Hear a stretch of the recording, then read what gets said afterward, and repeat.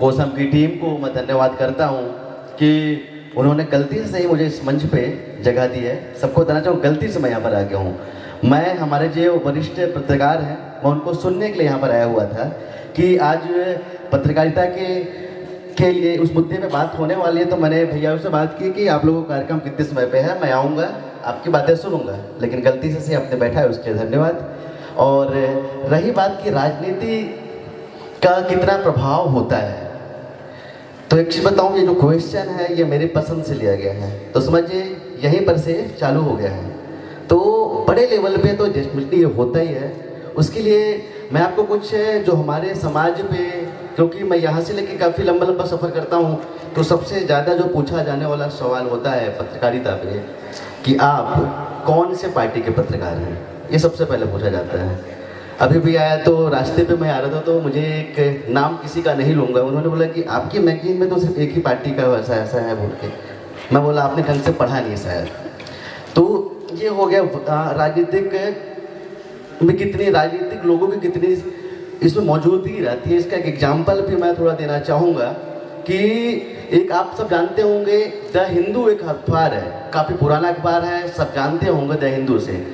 उनके एक बहुत सीनियर पत्रकार आते हैं, ऑफिस में आते हैं, तो उनसे पूछा जाता है, ये एक आप पढ़ सकते हैं, गूगल पे सर्च कर सकते हैं, तो उनसे जब वो ऑफिस में आते हैं तो उनको बोला जाता है कि आपकी छुट्टी हो गई।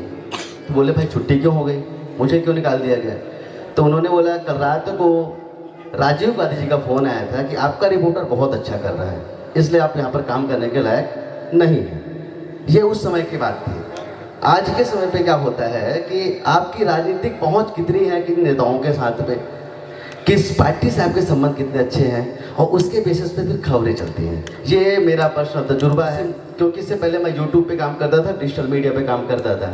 तो मुझे लगा एक क्या होता है, नॉर्मली जो विश्वसनीयता की बात आती है, तो जो भैया ने बताया सभी ने कि जो प्रिंट मीडिया होती है वो काफ़ी ज़्यादा विश्वसनीय होती है, क्योंकि जब से ये देश बना है, जब से लोकतंत्र यहाँ पर पैदा हुआ है, तब से उससे पहले से लेकर अंग्रेजों के समय में भी प्रिंट मीडिया चलती थी, अभी तक चलती आ रही है, और उसकी विश्वसनीयता पे कोई सवाल तो बिल्कुल नहीं होते हैं। लेकिन तो मुझे भी लगा कि चले यूट्यूब होता है, हम करते हैं।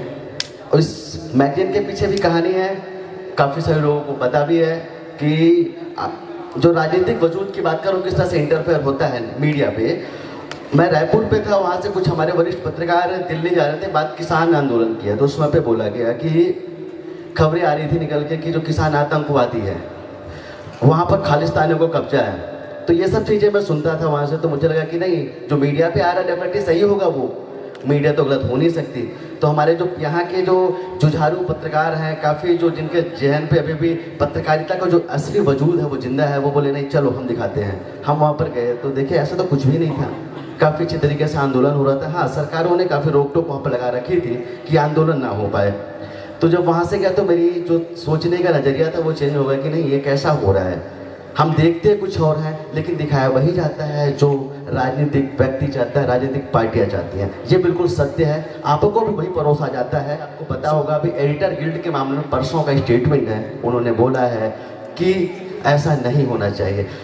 सुप्रीम कोर्ट ने स्पष्ट तौर पर कहा है कि जिस तरह से मणिपुर में रिपोर्टिंग हो रही थी सिर्फ एक समुदाय के लिए, वहाँ पर हमारे देश की आर्मी पे इल्ज़ाम लगाया जा रहा था कि वो गलत कर रही है, वो हिंसा फैला रही है। कि जो उसकी राजधानी इम्फाल है, वहाँ पर मैतेई समुदाय ज़्यादा होता है, उस समुदाय की ही रिपोर्टिंग वहाँ पर हो रही है। मैतेई को दिखाया जा रहा है कि उनके साथ गलत हो रहा है, और आर्मी को उसके साथ दूसरे समुदाय को गलत ठहराया जा रहा था वहाँ से।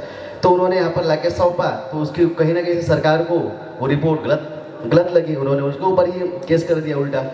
तो देखिए राजनीति बिल्कुल हावी है। चलिए ज़्यादा लंबा खींच रहा हूँ तो इसलिए ये आदत है एक्चुअली। तो जिस तरह से हमारे देश पे जिस तरह से राजनीति मीडिया पे जो राजनीति हावी हो रही है वो नहीं होना चाहिए। जो सच्ची खबरें हैं वो जनता तक आनी चाहिए, जो सच्चाई है वो निकल के आनी चाहिए। कहीं ना कहीं से जो हम चेहरा देख के खबर जो चलती है निश्चित तौर पर चलती आ रही है वो नहीं होनी चाहिए।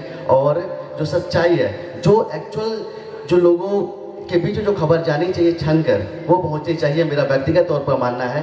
मैं मानता हूं कि कहीं ना कहीं राजनीति मीडिया पे अभी के समय पे काफ़ी ज़्यादा हावी हो चुकी है। बहुत बहुत धन्यवाद सुनील भाई। और मैं बहुत धन्यवाद करना चाहूँगा आप सभी का कि हमारे छोटे से आग्रह पर आप इस मंच की शोभा बढ़ाएं।